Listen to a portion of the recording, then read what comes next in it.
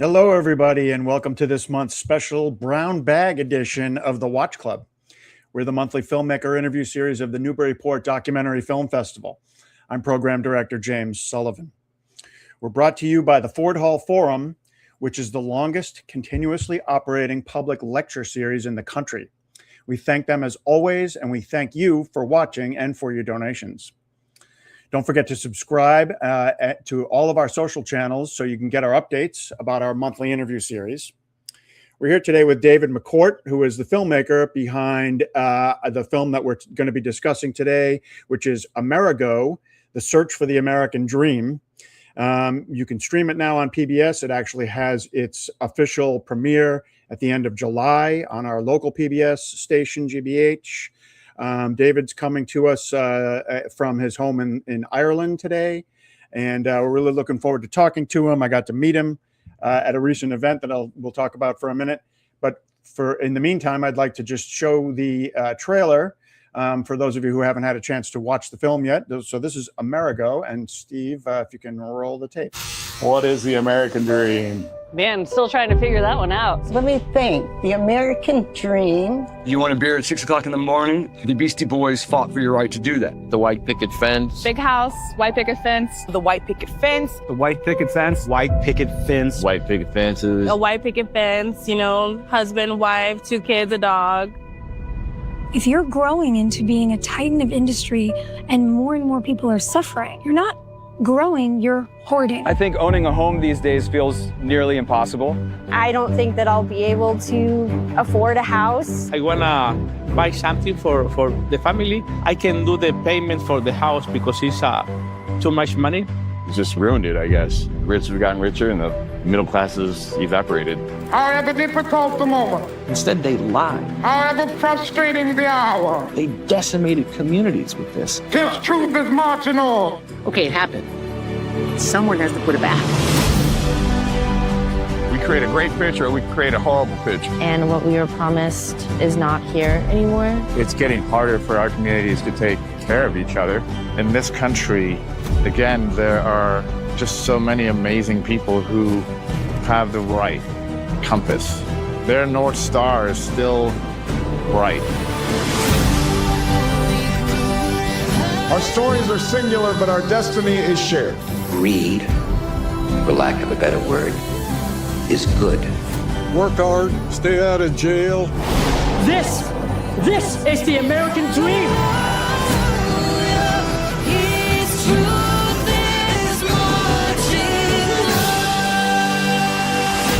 Because if we ever needed a battle hymn for the Republic, it's now.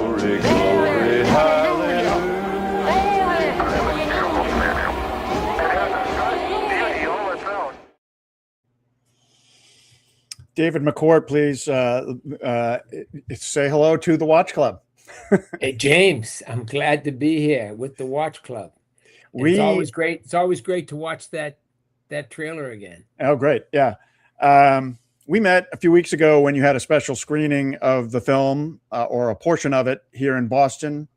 You've had a couple of other screenings across the country, including some illustrious guests. I was one of your guests at this last screening, less illustrious guest than some of the. You had Hillary Clinton at the screening in New York, did you not? Yeah. How about this, James? We had Hillary Clinton, Chuck D, Public Enemy, as you know, sure, and Ian Bremmer. So I had a public servant, a political scientist, and a rapper on the stage at the same time. It sounds like the beginning of an Irish joke, right? Well, speaking of Ireland, do you want to do us a favor and explain your story for viewers from the beginning? You are a very successful businessman, born and raised in Watertown, Massachusetts, but your heritage is Irish, and you spend a lot of your time now in Ireland, right? So explain yourself to viewers. Yeah, who may not know you. We have 2,500 employees in Ireland, so I spend a great deal of time in Ireland. I'm fortunate enough to have a home in rural Ireland. I'm looking out at the lake right now. It's a beautiful, beautiful setting. Yep.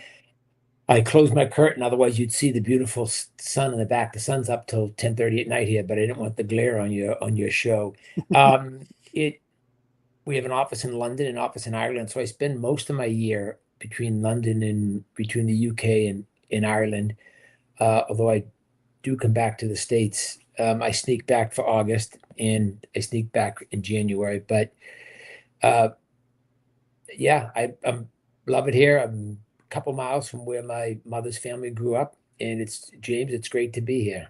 But you grew up in Boston, and your film starts with your own family story about your father raising a huge family in Watertown and sort of, getting by as so many families do by rubbing dimes together, right? And making it work, right? Well, it was easier back then, James. My grandfather came to this country at 16 years old.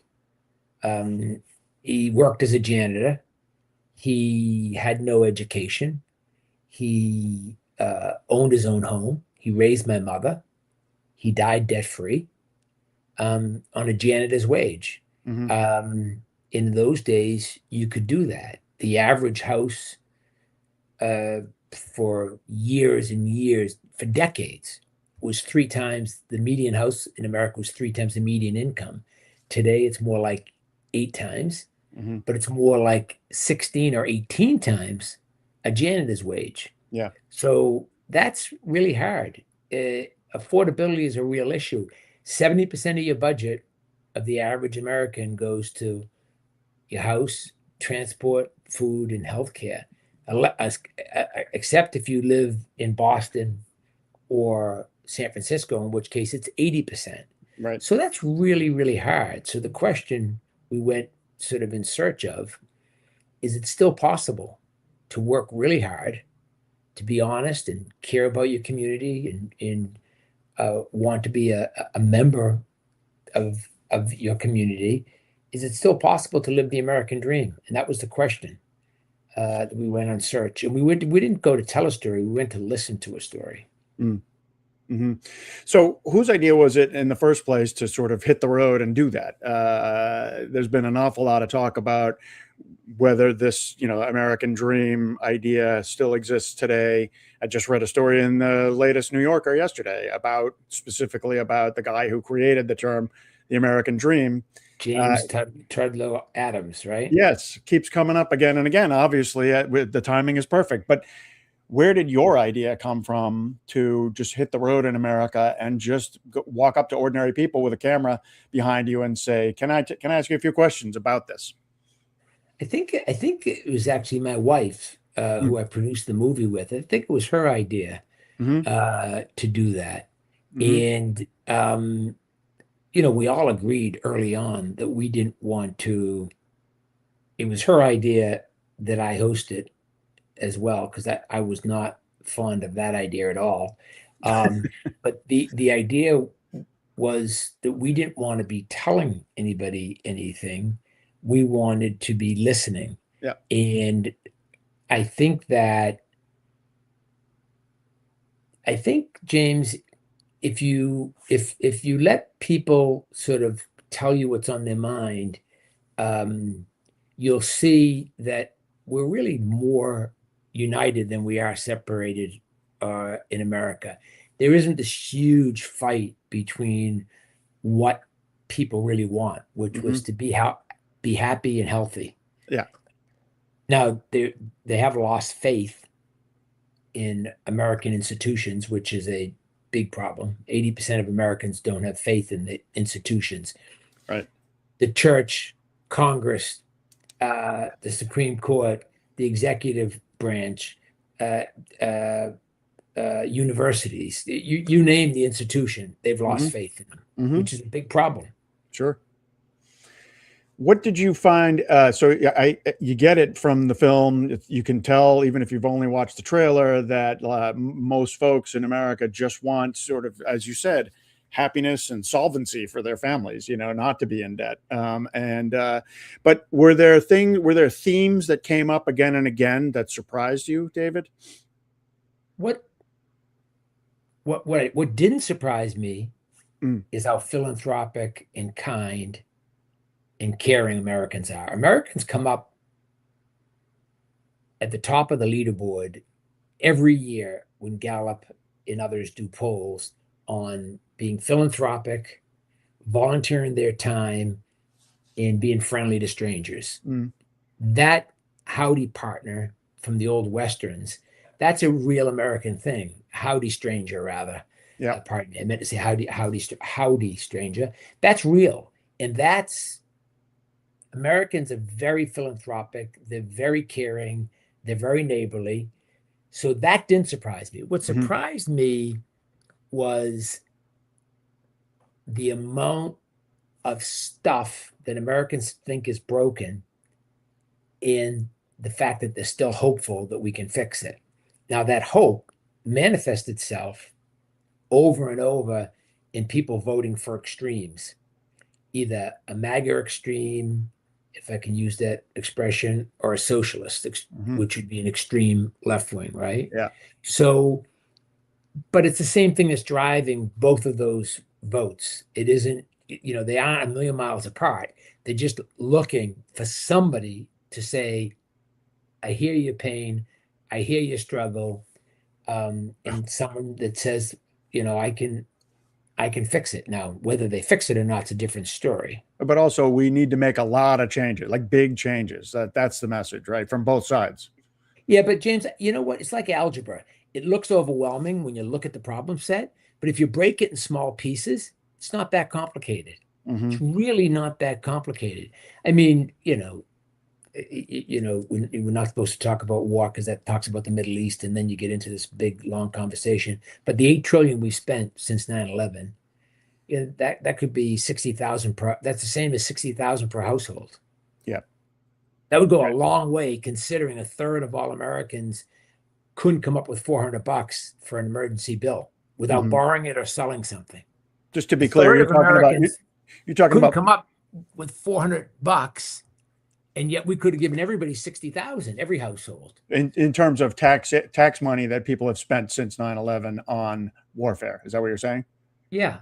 Right. Yeah. But that $8 trillion, you could also build 27 million houses. So there's a lot of, which would solve the housing problem for the next 50 years. So look, we do have a lot of problems, but they're all fixable. The problem is that triangle of government here and industry here and people here. From World War II to 1970s, James, we sort of worked all together. When profits, so during the Industrial Revolution, we became really more efficient, but the robber barons, whatever you want to call them, they kept all the efficiencies, and labor was treated awful, right? And Charles Dickens wrote a book, Hard Times, about that. There's a great scene in it, if you read the book, where, if I remember it right, it'll be directionally right, but the teacher says to Cecilia, I think Sissy, in the book, if this classroom was a nation and we had $50 million, wouldn't we be a prosperous nation? And Sissy says, well, it depends how we spent the money and who got the money. And that was Charles Dickens in 1850 saying, hey, it's not just money. It's not just the stock market that makes a rich country. It's where that money ends up. If it only ends up with it in a few people's pockets, that doesn't make a rich country. That makes a few rich people in a country. So we had that problem since day one. But after the Industrial Revolution, we had World War I, the Great Depression, Civil War, Second World War. After that, people were just happy to be alive. And we really, for the first time, wages would go up when productivity would go up. Now, part of that was because 1 1/3 American was in a union, so the unions helped. One was because people, like I said, were just happy to be alive, so they were probably more generous. Another was the government started saying, there's some social holes here that I have to plug. So the government was helpful. But from World War II to 1970, the prosperity was shared more equally. From 1970 on, profits have doubled. The percentage of corporations used to amount in the 50s and 60s, corporate tax was 25 to 30% of total tax revenue. Today, it's 7 to 9%. So corporate taxes are down. Wages are down because of globalization. If you won't do it for $10 an hour, I'll find someone in China to do it for $7. If they won't do it for $7, I'll find someone in India to do it for $6. If they won't do it for $6, I'll find someone in Vietnam to do it for $4. Right. And that's really putting a lot of stress on the middle class and putting a lot of stress on their mental health. So you can't double your profits as a percentage of GDP, but cut labor. I mean, that's not a way to build a strong foundation. And that's not the way we did it from World War II to 1970. That's new from the 70s to where we are today, but it's putting huge pressure on the middle class, and that has to be fixed, right?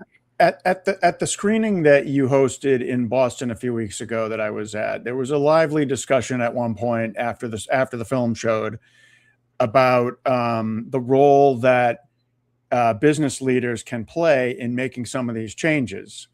And you were saying, like, how do you get your colleagues and peers, other successful business folks, to buy into the fact that they need to do their part to make the American dream more attainable again?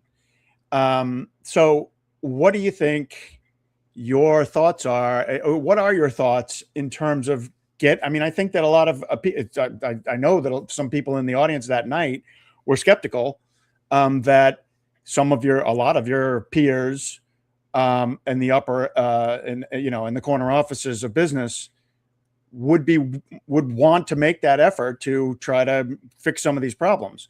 What do you think can be done in terms of convincing some more of the more successful business leaders to do what they can? Well, you're right. Some people were skeptical that business people would do anything. And I responded to them the same way John Lennon responded when someone said to him, how is sitting in bed with Yoko Ono gonna bring peace? And he said, you're asking the wrong question. At least I'm doing something. What are you doing? So I said to them, at least I'm trying. What are you doing?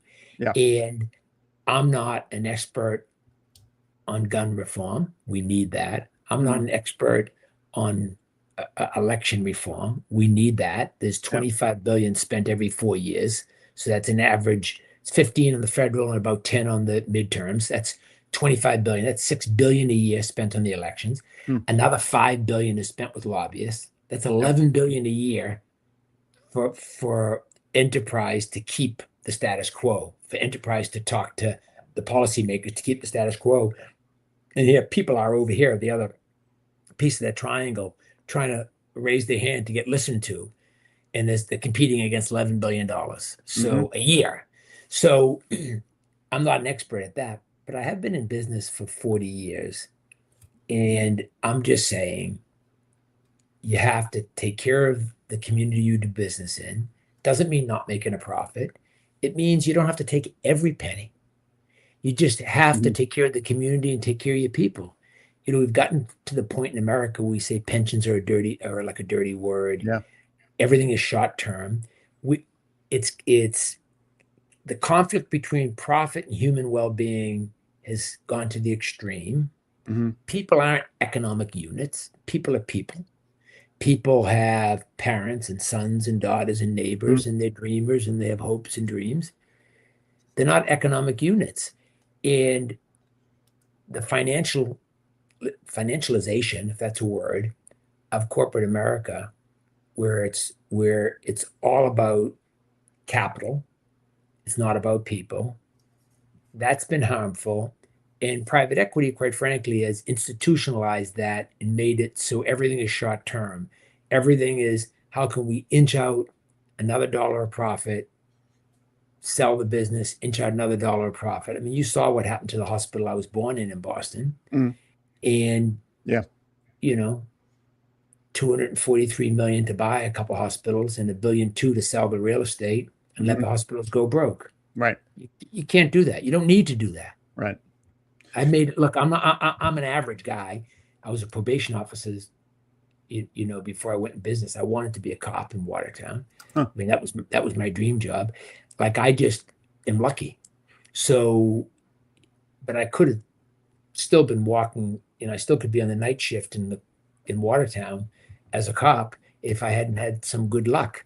Yeah. So we can't, once we've had some good luck, we can't forget the communities. Businesses used to take care of a lot of local Boy Scouts, local Girl Scouts, local church groups. You know, they used to, local Little League teams, local Pup Water teams. Businesses used to, and they have to do that. That's part of their job. Small businesses in small communities still do that stuff. But I'm going to take a quick minute to just say that those of you who are watching live, if you have a question for David specifically or about the American Dream, please just post it in the chat, and producer Steve will let me know that we have a question. You got about a little less than 10 minutes left to pose a question if you want to.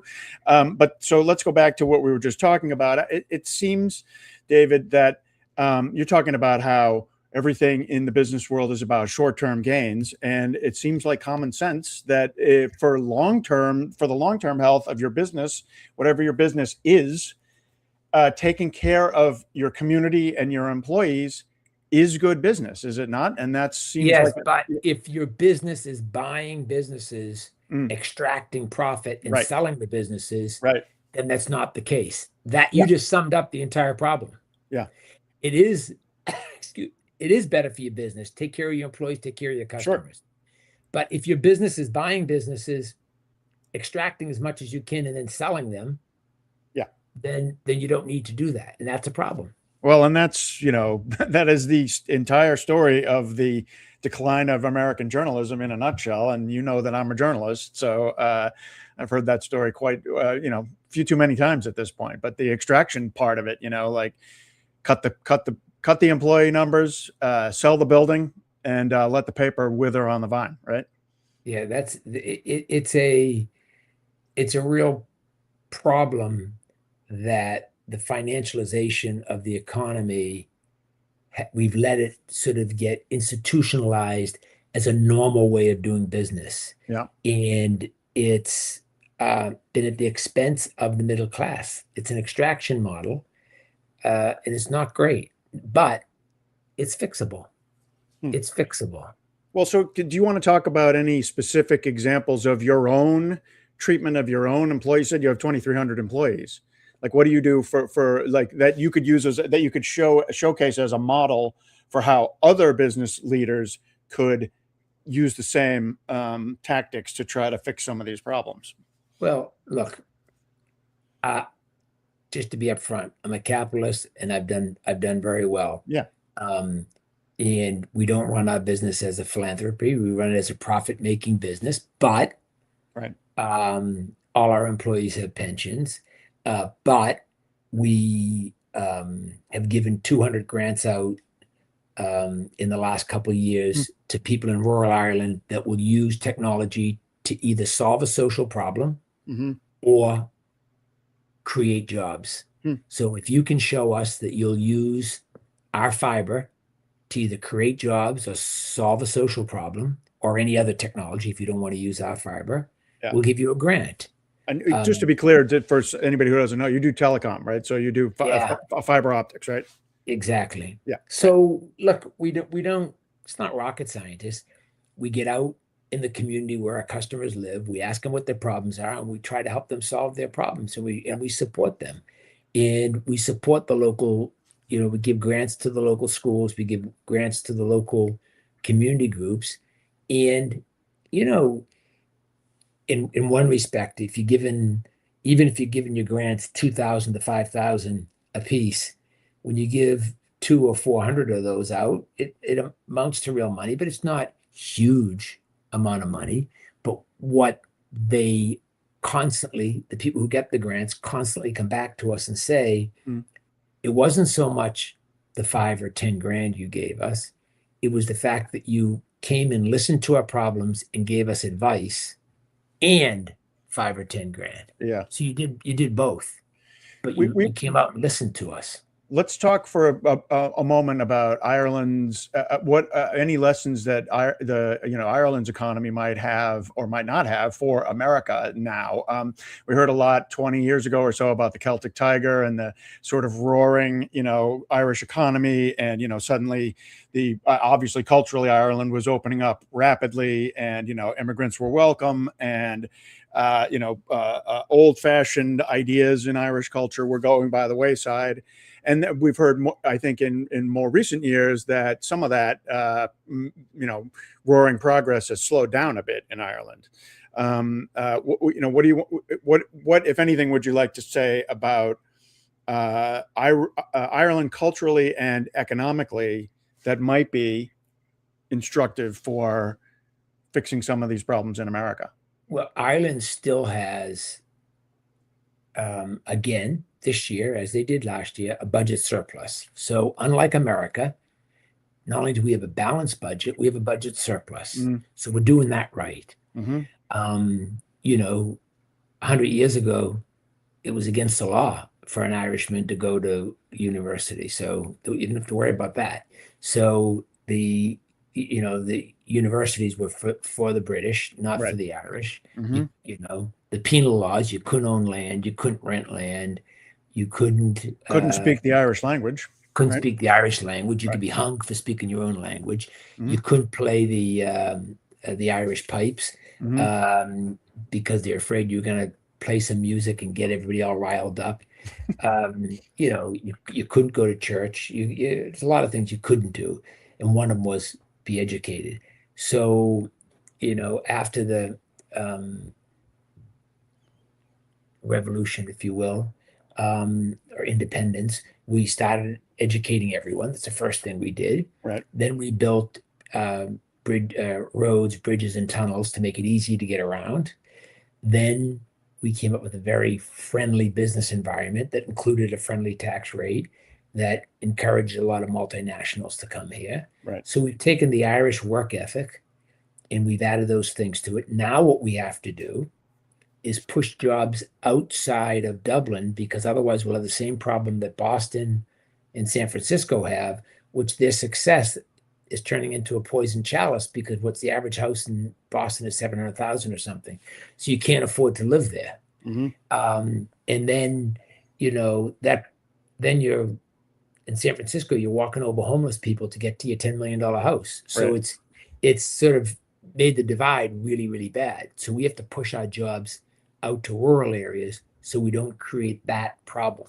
But Ireland is not as divisive as America in politics, which is that's a problem that can be our undoing if we keep on fighting with each other. Right. We're just about out of time, so I'm going to ask you one last question. You just mentioned the Irish pipes, the Olean pipes, right?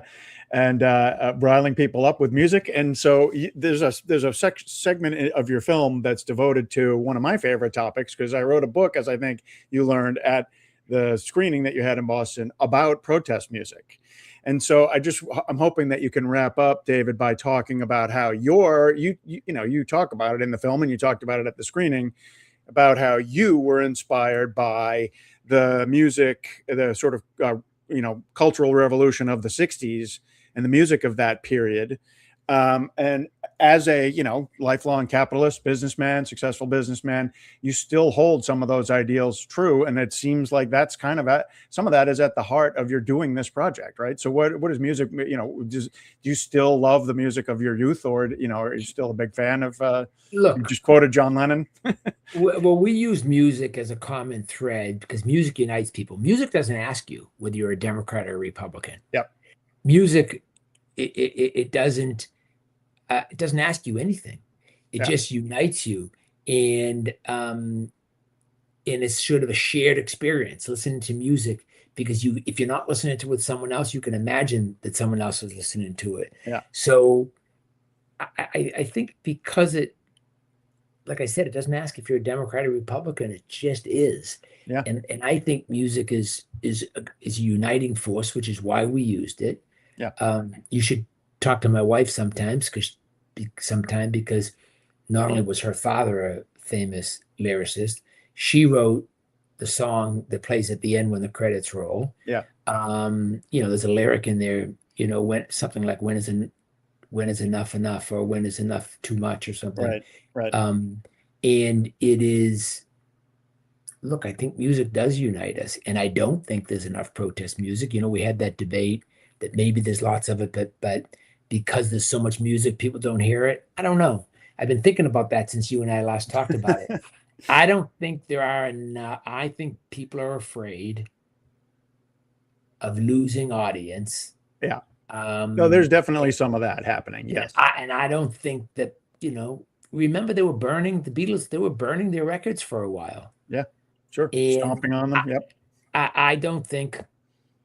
I think people are afraid of losing some of their audience, which means they're afraid of losing some money, which is totally understandable if you're broke. It's totally unexcusable if you're already wealthy.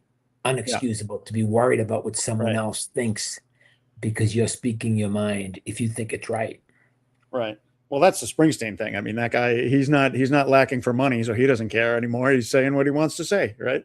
Yeah, but there aren't a ton of young Springsteens out there. No, exactly. And there are a lot of very, very popular young musicians right now that are sort of staying quiet. Occasionally they'll do an interview, but they're not really, they're not doing what I mean, think about how much time John Lennon spent on peace. True.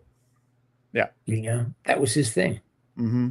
Well, I love that you're using him as your model. What are you doing? And that's a great question for everybody. So we're going to wrap up. We're a little over half an hour. Thanks so much for taking the time to talk to us, David. I've been looking forward to this since we met a few weeks ago. And your film is available to stream on the PBS website now, but it has its official debut on GBH here in the Boston area. It rolls out, I think, at different times depending on what part of the country you're in.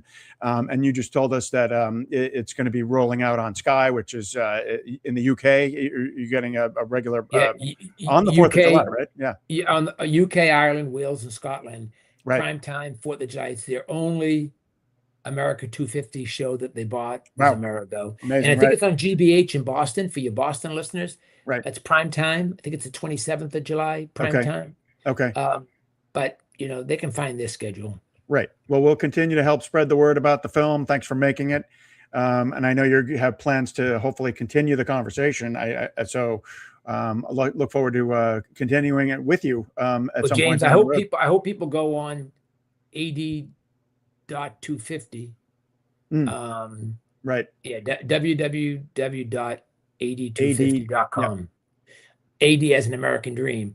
And look, there's a place on the website where you can record your own American Dream. And look, we've got a couple thousand of them so far. So we'd love to get more. Okay, great. Well, we'll keep helping to spread the word. Thanks so much for taking the time. Thank you. We're just going to thank the Ford Hall Forum, our sponsor, one more time. And we'll see you next month in the Watch Club.